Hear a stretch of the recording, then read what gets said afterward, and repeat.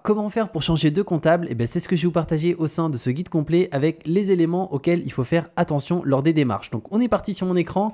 Alors, comment faire sa demande pour changer de comptable?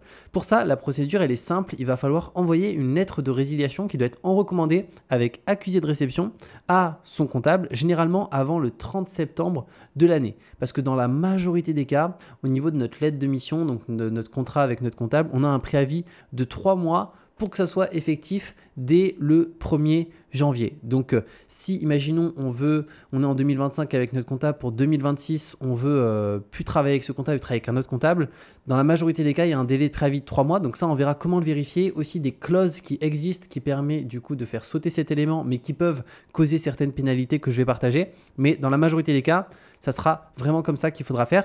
Et je vais d'ailleurs partager aussi après un modèle, une lettre de résiliation. Comme ça, pour faire ces démarches, il n'y aura plus qu'à la modifier pour que tu puisses l'envoyer simplement. Maintenant, les éléments qui doivent être présents sur la lettre de résiliation.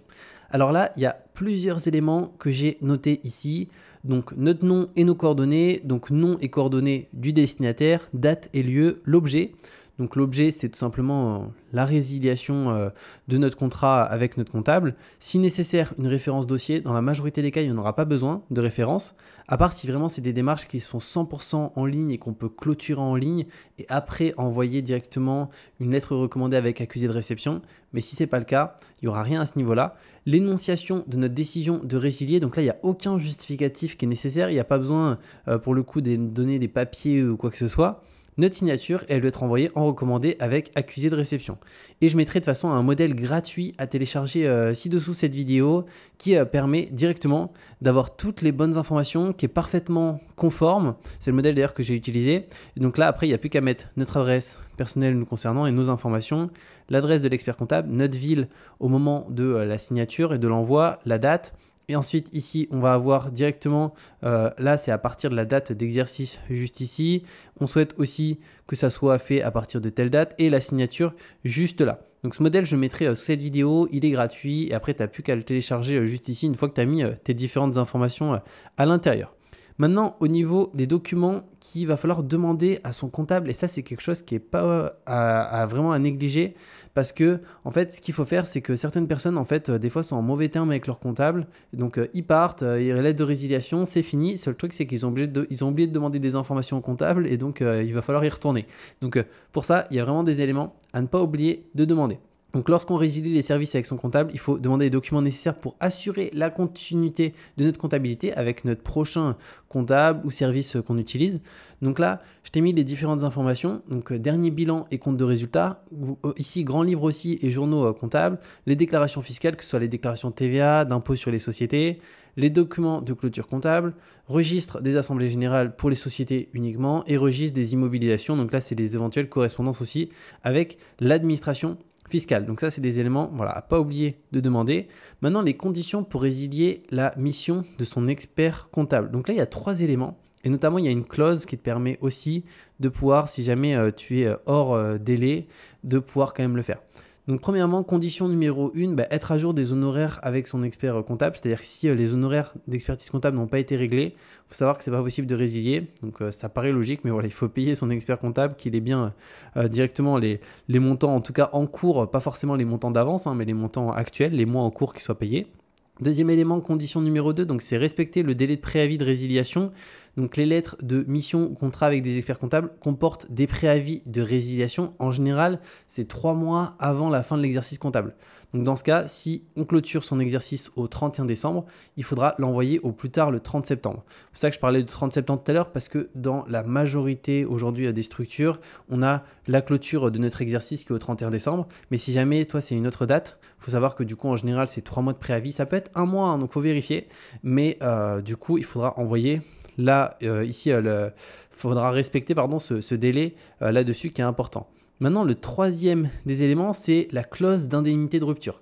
Ça, c'est pour mettre fin directement à notre contrat et résilier avec notre comptable avant même, pour le coup, la fin de l'exercice ou du moins faire en sorte, même si on est hors délai, de préavis.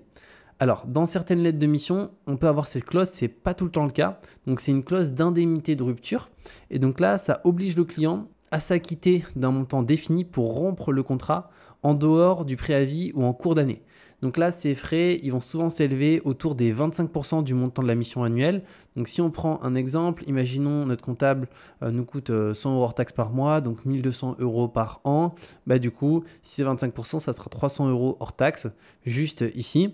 Et ici, il conviendra de bien étudier son contrat avant de s'engager dans une procédure de rupture. C'est quelque chose qui est entièrement possible, hein. Il faut juste vérifier notamment les taux parce que certains, ça peut être un peu prohibitif, du genre 75%. Et si c'est le cas et qu'on veut juste changer de comptable mais que en soi ça se passe plutôt bien, bah à la limite c'est pas très intéressant, autant faire une année de plus. Donc là ça va dépendre aussi de notre projet par rapport à ça. Mais c'est une clause d'indemnité de rupture qui est dans énormément de lettres de mission et qui permet du coup de pouvoir faire en sorte de sortir de cette relation avec notre comptable pour simplement changer de solution. Maintenant, je vais te partager la solution que j'utilise moi pour ma comptabilité qui est top et pour le coup, du coup, moi j'ai migré de mon comptable à cette solution et là, ça change pour le coup la donne. C'est Indy directement. Alors Indy pour le coup, c'est le logiciel numéro 1 de comptabilité pour les entreprises qui permet de tout faire en ligne tout en étant accompagné directement de comptables. Et ce qui est bien, c'est qu'il y a à la fois une version gratuite, donc tu peux déjà faire quasiment toute ta comptabilité en gratuite. Et si jamais tu veux faire des télédéclarations, donc accentuer aussi la facilité, moi c'est ce que j'ai. Du coup, j'ai pris la version pro, mais sauf que ça coûte beaucoup moins cher que la partie comptable et c'est le service le mieux noté en ligne, donc dans la partie comptabilité, donc c'est juste excellent. Et pour te montrer un petit peu comment ça se passe, je te mettrai de toute façon un lien dans cette vidéo qui permet de faire ta comptabilité gratuitement, au-delà de ça d'avoir un bonus à l'inscription. Et ici, si je descends un petit peu plus bas, alors tu vas voir, je vais mettre ici, je vais mettre juste ici dans découvrir les formules, et là ça va dépendre de ta structure juridique. Alors en général, voilà, moi j'ai parlé vraiment de ma structure à moi, donc moi je suis en SASU, mais là on va prendre l'exemple des sociétés. Après, si tu es aussi en entreprise individuelle, c'est possible, même pour le LMNP. Mais bon, là on va s'attarder plus sur les sociétés. Concrètement, il y a la version essentielle, donc tu peux déjà te créer ton compte en essentiel. Moi, c'est ce que j'ai fait, hein. Au début, j'utilisais la version essentielle. Après, je suis passé sur la pro parce que notamment ici, dans mon cas, moi, vu que je suis en SASU, il y a des fiches de paie. Et là, en fait, il y a les fiches de paie qui sont intégrées gratuitement. Et il y a vraiment tout. Mais si on regarde les fonctionnalités, tu vas voir que c'est assez dingue, hein. C'est-à-dire que déjà sur le gratuit, tout ce que tu as aussi le compte pro, le compte bancaire pro qui est 100% gratuit, la partie facturation totalement gratuite, l'accompagnement, on a un accompagnement 5 jours sur 7, on a service client en français, il n'y a juste pas le support prioritaire sur la version gratuite. Et après, au niveau des déclarations, donc moi j'ai pris voilà, la premium parce que j'ai les fiches de paie, j'ai aussi les liasses fiscales directement. Et voilà. Mais tu vois que déjà rien que la gratuite, elle est super bien. Donc moi j'ai commencé par la gratuite et compare aussi un petit peu les prix. Si imaginons, tu es sur, pour l'exemple, tu es en société, tu payes pour l'exemple, on va dire, tu payes voilà, 1216 euros. Tu fais calculer mes économies. Tu économises 628 euros par an. Donc c'est juste énorme. Donc je te mettrai un lien sur cette vidéo. Clairement, c'est la meilleure solution que tu peux utiliser. Et moi, ça fait 2 ans que j'utilise. Et commence par la gratuite, hein, clairement. Et après, pourquoi pas passer sur la payante. Moi, j'ai la payante. Je trouve que forcément, il y a tout qui est boosté. Et c'est top. Et de toute façon, il y a 30 jours, tu vois, d'essai gratuit, hein, pour tout voir. Mais c'est vraiment un outil qui est incroyable là-dessus. Et du coup, que énormément aujourd'hui de sociétés en France utilisent parce que en termes d'économie, c'est énorme. Et surtout, en termes de gain de temps et de fonctionnalité, on a tout qui est bien optimisé avec un support qui est tout le temps disponible. Donc je te mettrai un lien directement sous cette vidéo pour créer ton compte gratuitement et au-delà de ça avoir un bonus à l'inscription. Donc voilà par rapport à cette vidéo sur comment faire en sorte pour tout simplement ne plus travailler avec son comptable, pour changer de comptable directement. N'hésite pas d'ailleurs, hein, si tu as la moindre question, à me la mettre en commentaire, je te répondrai avec plaisir.